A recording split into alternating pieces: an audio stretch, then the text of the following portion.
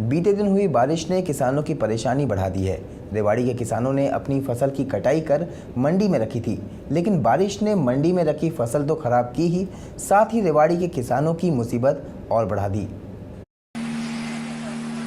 अचानक मौसम में हुए बदलाव के बाद हुई जोरदार बरसात ने किसानों की साल भर की मेहनत पर पानी फेर दिया है। जोरदार हुई बरसात के कुछ ही देर बाद रेवाड़ी की अनाज मंडी में पड़ी किसानों की मेहनत देखते ही देखते पानी में बह गई। बरसात ने एक बार फिर से किसानों के चेहरों पर परेशानियों की लकीरें खींच दी हैं। अचानक आए मौसम में इस बदलाव से लोगों को कुछ हद तक गर्मी से निजात तो मिली है, लेकिन बारिश और जल भराव ने अनाज मंडी में पड़ी फसल तबाह कर दी। मंडी में पर्याप्त मात्रा में टीन शेड नहीं होने से किसानों ने अपनी फसल खुले आसमान में ही डाली हुई थी।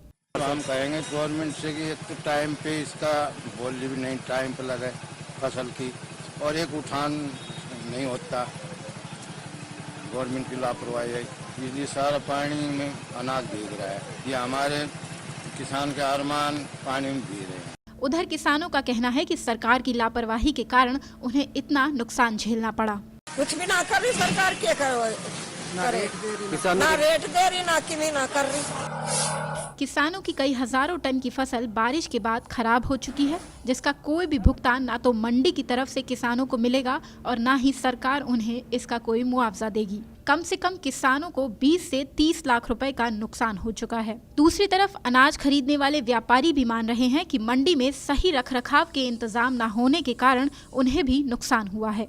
ज्यादातर जो व्यापारियों का ही लॉस हुआ है, जो माल जमींदार का बिक चुका है वो तो उनका माल पुल ही जाएगा।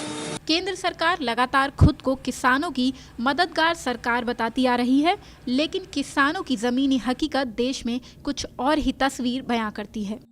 आरुषि पुंडीर, गो न्यूज़।